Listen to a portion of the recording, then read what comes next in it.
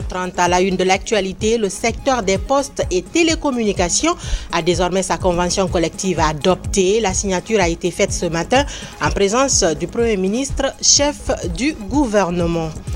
Et puis, une nouvelle chambre froide de conservation du poisson pour les populations de Gomboya dans Koya. Le geste est de l'Union européenne pour un meilleur accès aux produits halieutiques frais dans la localité. Enfin, nous vous ferons découvrir le nouveau système informatique de surveillance épidémiologique installé dans l'université Gamal Abdel Nasser de Conakry. Le logiciel sera également utilisé pour former les étudiants du master en santé publique.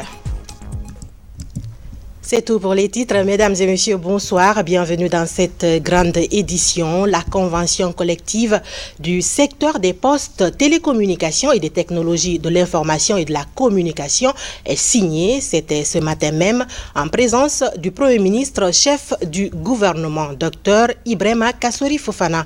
Un document élaboré pour promouvoir l'activité de ce domaine et protéger les droits des employeurs et des employés. Compte rendu Adi Kamara, Ousmane Bangoura, Kabassouma, Ousmane Kobele-Keta du bureau de presse de la primature. En Guinée, le secteur des télécommunications et des TIC connaît aujourd'hui une profonde mutation qui a favorisé l'éclosion de nouveaux concepts et de systèmes facilitant ainsi la communication. Alors, pour protéger les droits de tous les acteurs du secteur, une convention collective a été signée ce matin. C'est un document qui tient compte de tous les aspects liés à la promotion du dialogue et à la performance de ce secteur. La présente convention collective comprend 36 pages, reparties en 9 titres et 66 articles. Le tout dans une présentation aérée, compréhensible et qui laisse une large place aux dispositions nouvelles, telles que la consécration au niveau de la branche et de l'entreprise du principe du dialogue social, de la clause de dédit de formation assortie des coûts de formation et la durée de la retention, du travail à domicile et du télétravail, de la mobilité professionnelle, de l'évaluation des performances professionnelles, de la protection sociale avec la retraite complémentaire, de la classification et rémunération minimale, etc., etc. C'est un adjuvant complémentaire qui tient compte de la structure du secteur constitué d'entreprises d'importance variable et de nombreux métiers faisant appel à des technologies différentes parvenues à des degrés d'évolution diversifiés. En vous témoignant tous ici de notre reconnaissance pour cette avancée importante, nous voudrions d'abord rassurer de l'engagement des employeurs et des opérateurs que nous sommes à veiller à la bonne exécution de cette convention. Cette convention, pour nous, elle est liée d'asseoir ce cadre-là pour nous permettre tous, acteurs majeurs et acteurs de ce secteur-là, notamment partenaires sociaux, employés et patrons, surtout de consacrer toute notre énergie à, pour nous, ce qui est le credo essentiel de notre secteur, servir ces millions de concitoyens à travers l'ensemble des services et produits que nous mettons à leur disposition pour leur permettre de continuer cette marche dans l'innovation et dans les nouvelles et dans les technologies de la communication et de l'information. L'élaboration de ce document a duré 4 ans. C'est là, vu la pertinence, les contraintes et la diversité des services que requiert ce secteur porteur de croissance économique.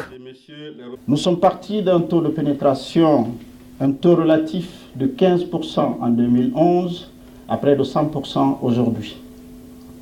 Dire 100% de taux de pénétration voudrait dire que chaque citoyen guinéen a un téléphone. Cela n'est pas vrai. C'est pourquoi nous parlons de taux de pénétration relative tout en prenant en compte le phénomène de double SIM. Ceci ramené à une proportion, nous sommes aujourd'hui à un taux de pénétration presque absolu d'autour de 65 à 67%.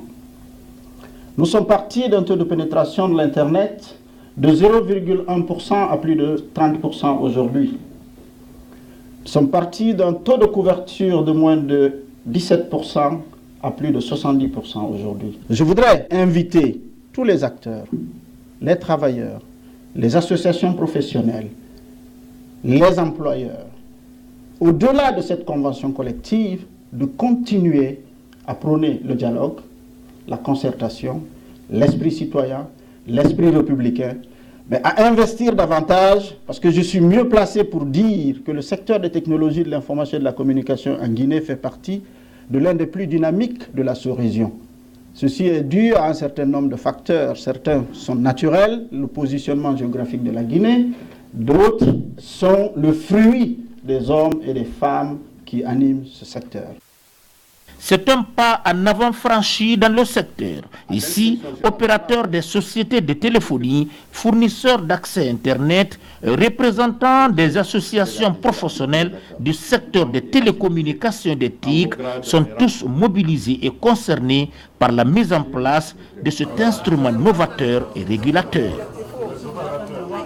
Et oui, le monde est devenu un village planétaire grâce à l'évolution des technologies de l'information et de la communication, un secteur porteur de croissance que le gouvernement compte bien appuyer. On écoute Dr Ibrahima Kassori Fofana, Premier ministre, chef du gouvernement. Il est au micro de nos confrères du bureau de presse de la primature. Je suis heureux parce que le gouvernement souhaite encourager tous les partenariats destinés à favoriser un climat serein de travail dans le pays. Ces conventions sont de nature à favoriser cela. Je suis heureux d'être là parce que il s'agit d'un secteur dont la contribution à l'économie est significative et dont le potentiel de contribution pour les années à venir est tout aussi significatif.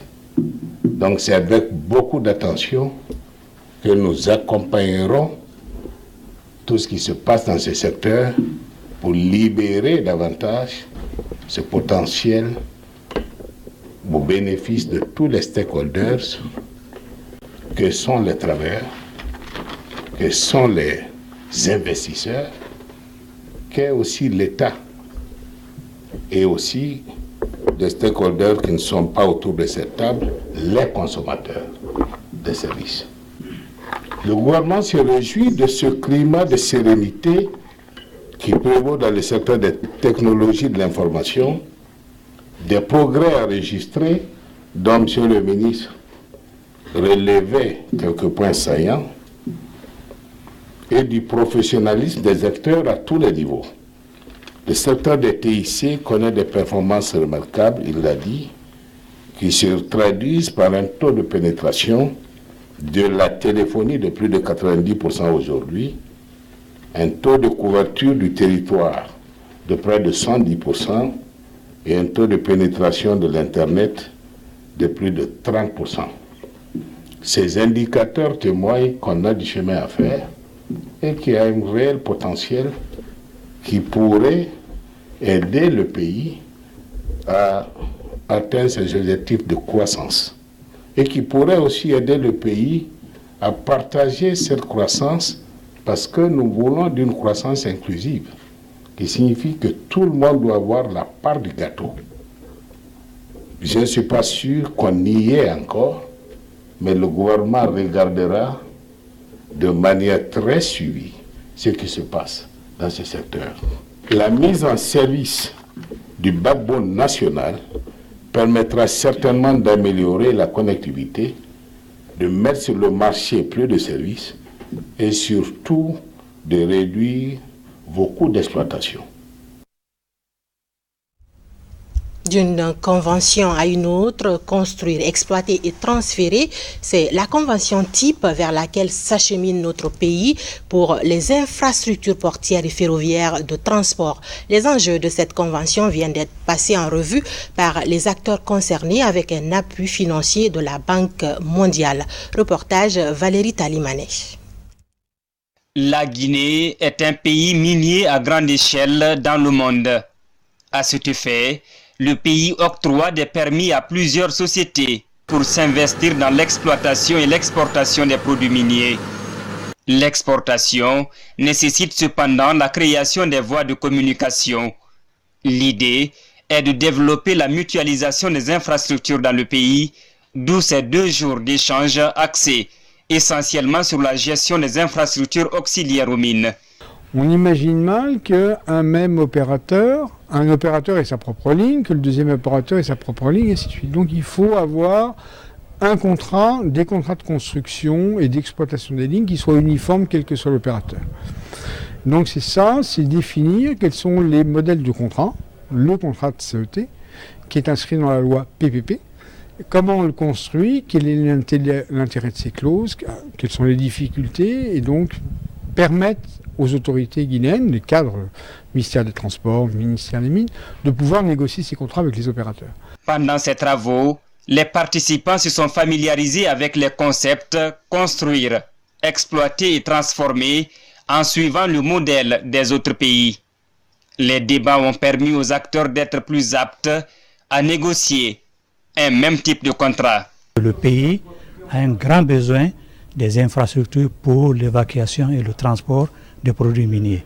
Donc si nos différentes administrations ne sont pas outillées pour gérer les négociations, nous risquons d'avoir des infrastructures dont la base juridique n'est pas maîtrisable et qui nous créera des problèmes plus tard dans leur exploitation. Aujourd'hui, la Guinée ressent de plus en plus le besoin d'encourager la politique de mutualisation des infrastructures de transport, notamment dans le secteur minier.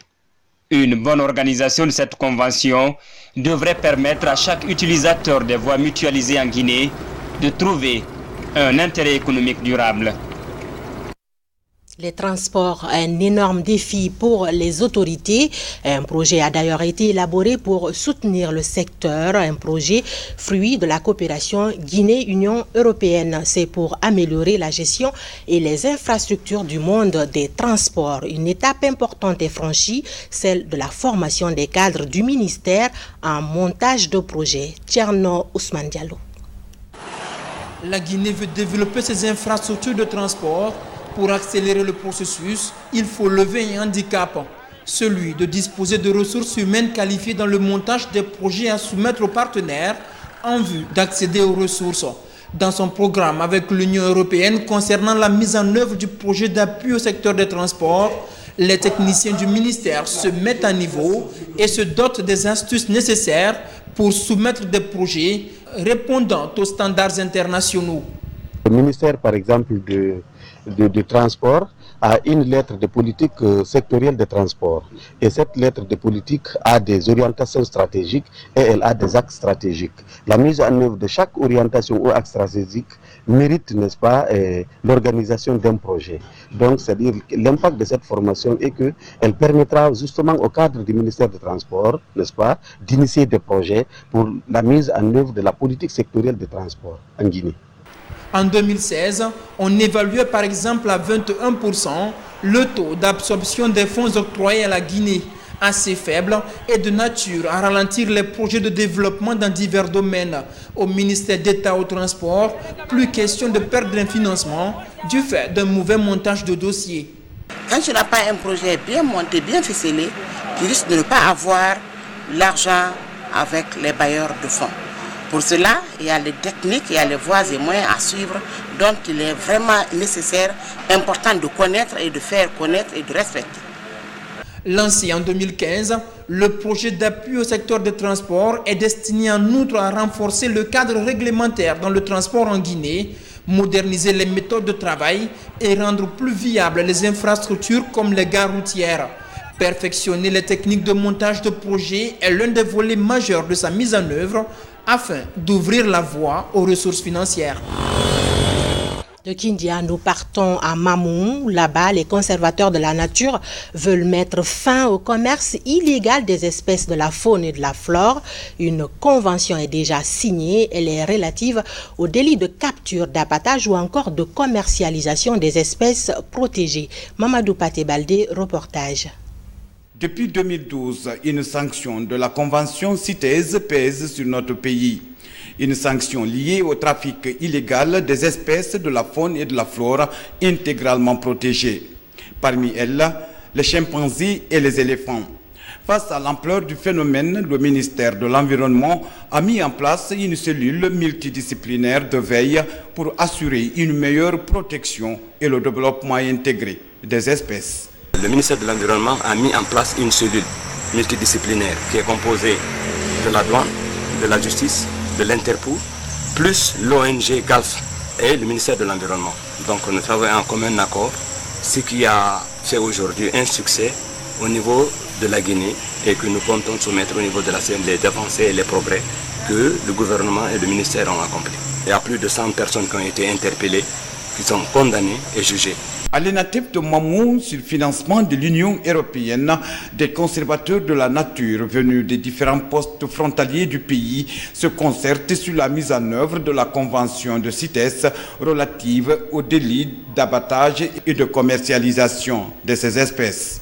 L'objectif de cet atelier, c'est de former nos cadres transfrontaliers, d'abord de connaître qu'est-ce qu'on appelle CITES, les espèces qui font partie de la CITES, telles que les chimpanzés, si on parle au niveau de la faune, il y a chimpanzés, il y a les lamantins, les lois et les textes qui sont liés à la CITES. Soutenue par le projet Guinée Application Loi Phonique, cette concertation a permis aux acteurs du monde environnemental de bénéficier des connaissances sur le respect de l'éthique et de la déontologie, la rédaction des PV ainsi que de nouvelles dispositions pour la protection et le développement de ces espèces. Il y a le code de protection de la faune sauvage et réglementation de la chasse qui sanctionne, qui interdit et qui sanctionne les infractions en matière de faune, que ce soit la détention, la circulation, la commercialisation, l'importation et l'exportation des espèces intégralement protégées. Pour élever le défi, le ministère de l'Environnement et l'Union européenne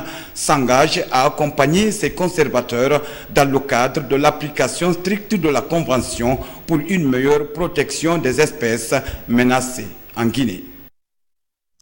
Qui mieux que les citoyens pour contrôler l'action publique et la gouvernance locale? L'Union européenne expérimente et subventionne à hauteur de 300 000 € une nouvelle option à travers la société civile guinéenne.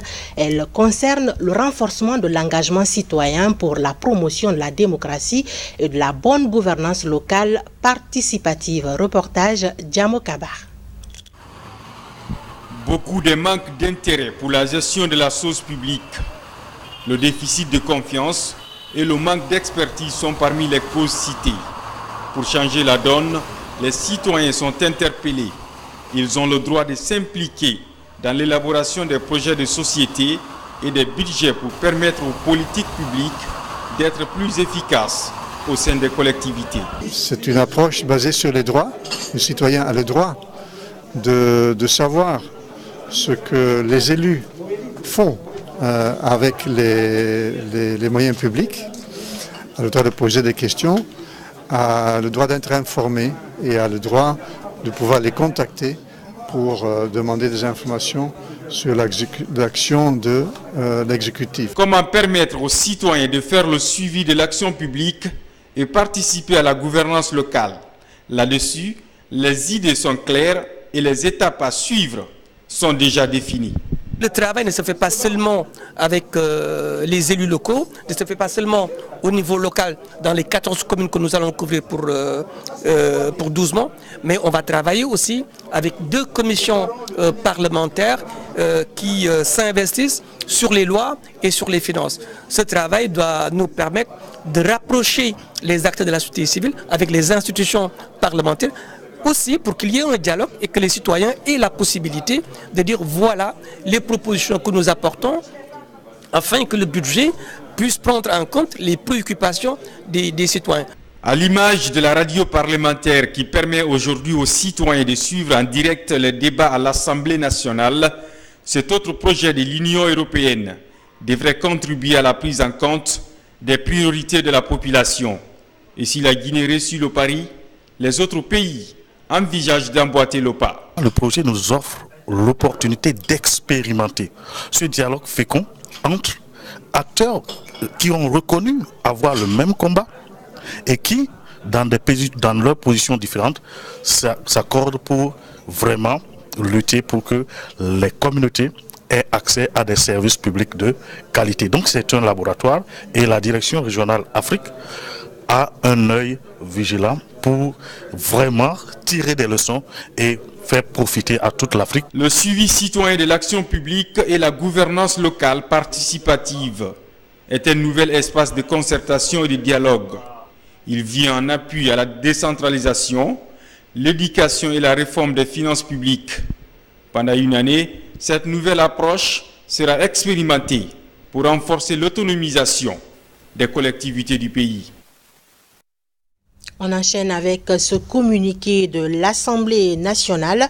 Le président de l'Assemblée nationale porte à la connaissance des honorables députés que, après concertation avec les autorités en charge des questions financières et budgétaires, la date d'ouverture de la session extraordinaire pour examen et adoption de la loi de finances rectificative 2018 et d'autres textes de loi a été fixée le 13 août 2018 et sera incessamment convoqué par un décret de Monsieur le Président de la République.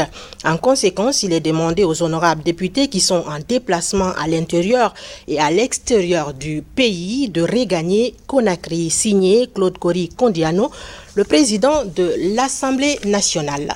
Je vous le disais dans les titres, le marché de Gomboya dans la préfecture de Koya a désormais un centre frigorifique, un autre financement de l'Union européenne et du PNUD qui vient ainsi améliorer la conservation du poisson et l'accès aux produits frais de la pêche pour les populations de toute cette zone. Ansoumane Toumani Kamara. La chambre frigorifique inaugurée a une capacité de conservation de 15 tonnes de poissons frais. Elle est l'une des infrastructures de pêche réalisées par le projet Goamer, piloté par le Centre national de recherche halieutique de Boussoura. L'infrastructure est située au marché de Gomboya, dans la sous-préfecture de Manéa, à Koya. C'est une fierté pour nous de donner ces infrastructures dans ces localités, pour non seulement améliorer les conditions de santé de nos populations, et aussi répondre aux vrais besoins de nos communautés. Il ne suffit pas de pêcher.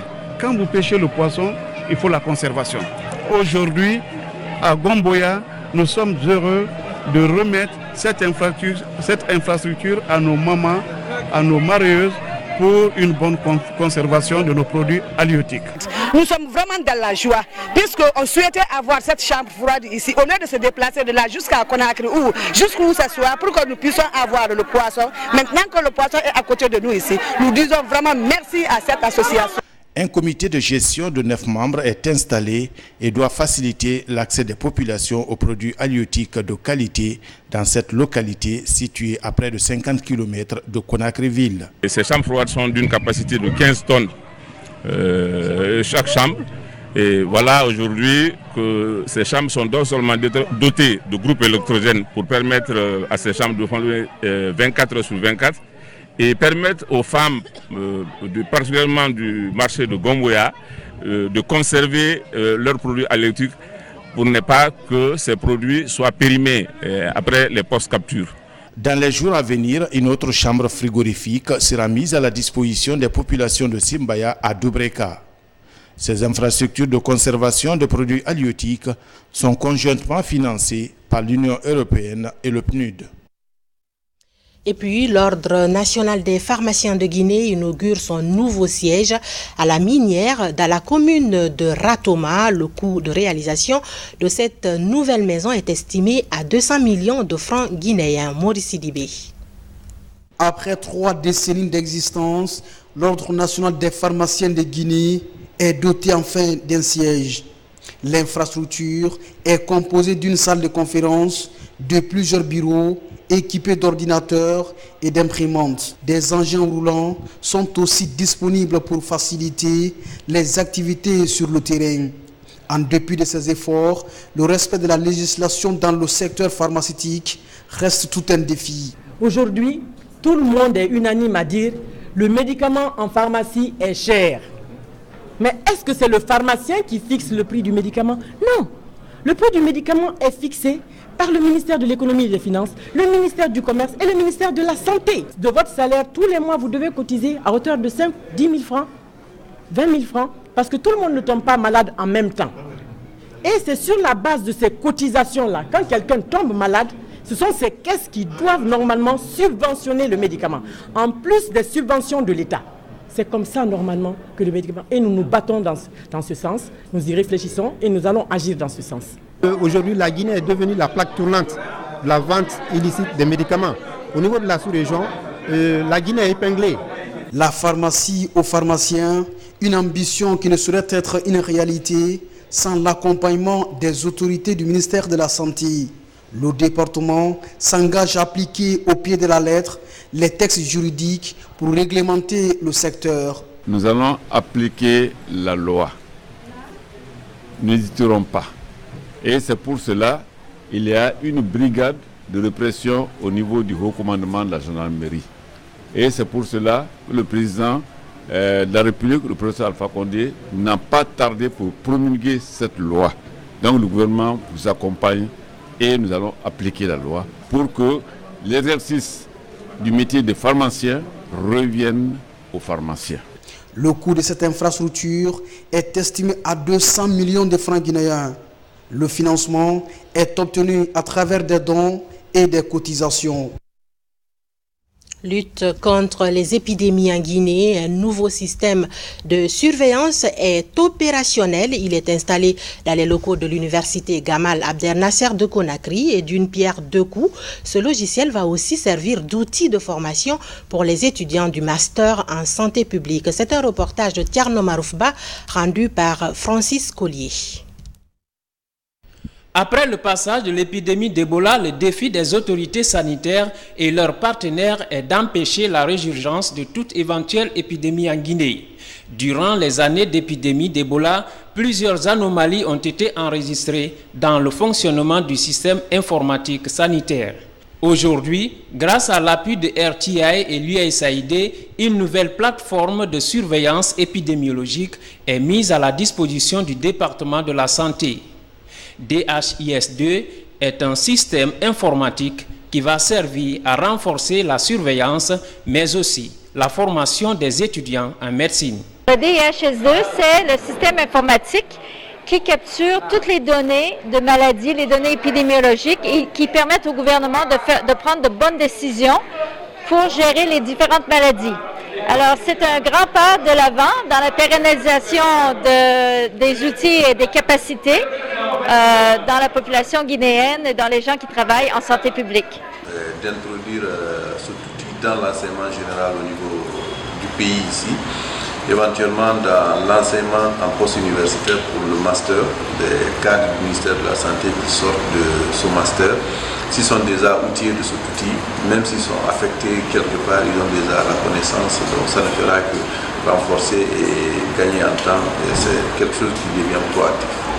L'introduction de ce nouveau système informatique dans le domaine de la santé va permettre au département de tutelle et à l'Agence nationale de sécurité sanitaire de s'informer sur d'éventuelles épidémies dans notre pays. Installés dans l'enceinte de l'université Gamal Abdel Nasser, ces équipements disposent d'une connexion Internet. L'installation du DHIS2 nous permet deux choses. C'est d'abord de gérer la surveillance épidémiologique et les données de routine avec beaucoup plus de facilité, de pouvoir les archiver sans risque que ça se perde comme si c'était sur du papier, et d'avoir du personnel capable de le gérer, de l'utiliser depuis le niveau central jusqu'au niveau périphérique, jusqu'au niveau des centres de santé. Le logiciel DHIS2 a déjà fait ses preuves dans des pays comme le Kenya et la Tanzanie. Avec son introduction en Guinée, les partenaires comptent redoubler d'efforts pour rendre opérationnel ce système informatique sanitaire. L'immigration clandestine, un sujet plus que jamais d'actualité.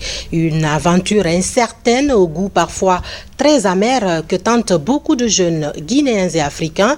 Au-delà de la souffrance qu'endurent les candidats, les traversées sont parfois mortelles. À Alger, le personnel guinéen des affaires consulaires essaye de dissuader. Certains ont suivi les conseils et décident de revenir au bercail. Reportage d'Aoudaba. Souvent, c'est après des cas d'accidents graves ou parfois mortels dans le travail clandestin que l'ambassade est saisie pour une prise en charge de ces Guinéens et surtout des mineurs en séjour illégal en Algérie. 30 cas de décès, dont 3 de morts naturelles, sont enregistrés depuis le début de l'année. On a plus de 20 000 Guinéens qui vivent en Algérie. On a des mineurs qui sont à Tamraset. On a beaucoup de mineurs. Et les problèmes qu'on rencontre souvent, c'est les cas d'accident des immigrés. Ils sont là, ils travaillent dans des chantiers. On a 3 corps qui sont dans 3 hôpitaux. Et les docteurs disent que ce sont des Guinéens. Mais rien ne prouve qu'ils sont Guinéens parce qu'ils n'avaient aucun document guinéen. Donc on ne peut même pas les enterrer. Et quand un mineur quitte la Guinée, il se retrouve en Algérie ici, il n'a absolument rien à faire ici. Il est en train de perdre son avenir, il ne peut pas aller à l'école, il n'y a pas d'ONG qui les prenne en charge ici, il n'y a absolument rien. Donc la meilleure façon, c'est de rester en Guinée, essayer de suivre des formations ou au moins faire des métiers avant de sortir. On a pas mal de cas d'accidents de travail, des jeunes qui tombent du 6e étage, du 7e étage, du 8e étage, ils meurent. C'est parce qu'ils n'ont pas la maîtrise en fait du travail. Certains jeunes se font enregistrer et décident de tourner le dos à l'immigration clandestine et d'autres se cachent de l'ambassade en espérant que l'Algérie peut être un pays de transit ou de départ des clandestins vers l'Europe. J'ai eu l'accident. J'ai senti sinon là où je travaille là-bas, c'est là-bas j'ai eu l'accident. Je vais rentrer, il faut que je rentre parce que je n'ai pas de famille ici à rien. Il faut que je rentre là-bas. Je continue le traitement. Actuellement, il y a plus de 30 ou bien 35 jusqu'à 40 Guinéens qui viennent chercher leur titre de voyage pour rentrer en Guinée. Pour mettre fin à cette pratique qui endeuille des familles, les parents devraient avoir une prise de conscience et assurer pleinement leurs responsabilités. On revient ici à Conakry pour vous parler de cette formation pédagogique. Après 3 ans de formation, 21 enseignants stagiaires de l'élémentaire et du préscolaire sont actuellement sur le marché de l'emploi. Ils ont été formés au sein du centre de formation pédagogique situé dans l'enceinte du lycée Emmaüs.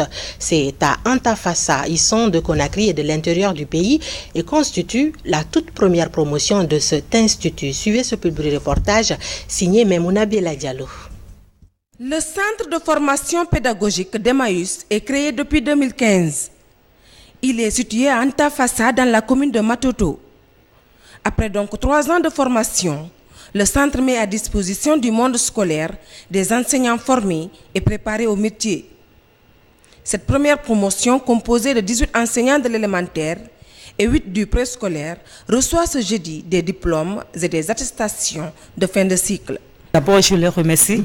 Pendant 3 années, sous le soleil, sous la pluie, ils sont là, malgré leur âge. Ils ont donné leur savoir. Ils ont donné ce savoir et nous sommes fiers à ce jour d'avoir ce diplôme. Et avec ce diplôme, nous allons aussi mettre en pratique ce que nous avons appris, ce que nous avons reçu d'eux, mettre cela en pratique pour aider d'autres personnes. Les modules sont nombreux. C'est des modules pour lesquels on doit orienter un enseignant dans sa profession. Nous pouvons citer entre autres la psychologie de l'enfant, la pédagogie préscolaire, les techniques d'expression et beaucoup d'autres comme ça qui sont en réalité en rapport avec la formation d'un enseignant. L'ambition du fondateur des écoles Emmaüs est de faire de la Guinée une nation forte avec des pédagogues de qualité pour une meilleure éducation de base. Bâtir une nation puissante, c'est le thème qui nous a préoccupés durant cette session de formation continue. En fait, bâtir une nation puissante commence d'abord dans la famille, puis à l'école. Pendant cette session, les formateurs vous ont présenté ces principes de base, à savoir l'intégrité, la vérité, la bonne intendance de nos biens matériels et financiers, la générosité, pour ne citer que cela.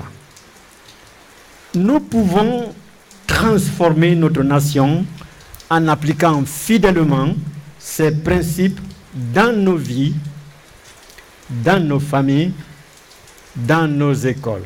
Il y a un célèbre pédagogue du 19e siècle, je crois, c'est Benjamin Bloom, qui disait que n'est pas enseignant qui le veut.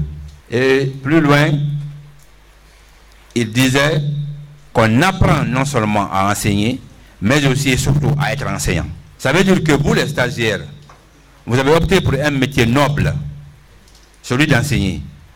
Mais sachez que c'est un métier qui a en son sein deux sous-métiers. C'est les deux réunis qui font le métier. Et pour en être performant, c'est un seul secret. Il faut se le mettre en cause perpétuellement.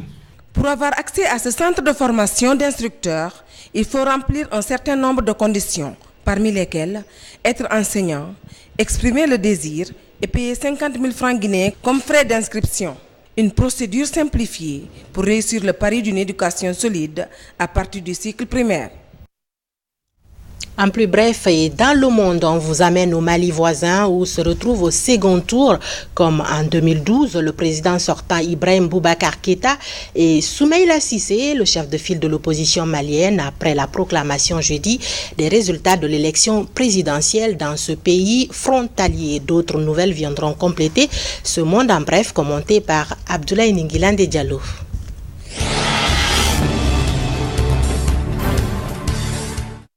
Au Mali, le président sortant Ibrahim Boubacar Keïta en position de force pour le second tour. Le 12 août prochain, il affrontera Soumaïla Cissé. L'écart de voix entre les deux candidats est grand. Ibrahim Boubacar Keïta a récolté 41% de voix contre 17% pour son principal challenger.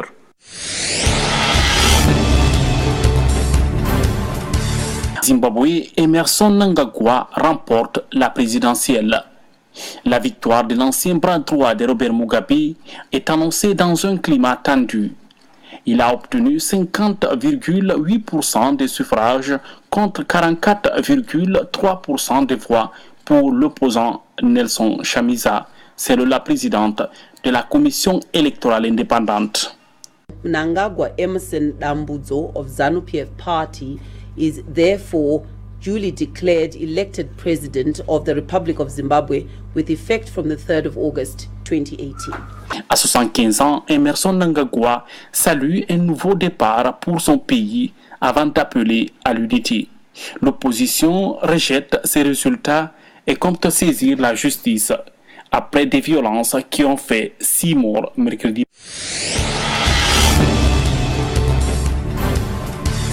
L'ex-chef de guerre et ancien vice-président Jean-Pierre Bemba a déposé jeudi sa candidature à l'élection présidentielle congolaise. Une annonce qui intervient au lendemain de son retour au pays après 10 ans derrière les barreaux de la Cour pénale internationale.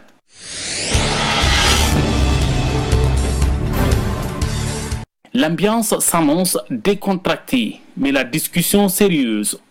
Emmanuel Macron s'est entretenu ce vendredi avec Theresa May autour des négociations sur le Brexit, qui, pour beaucoup, patinent à l'approche du divorce entre Londres et l'Union européenne. Peu avant cette rencontre, l'Élysée a précisé que la première ministre britannique va expliquer à Emmanuel Macron la position de Londres dans les négociations sur le Brexit et sur l'avenir des relations avec l'Union européenne.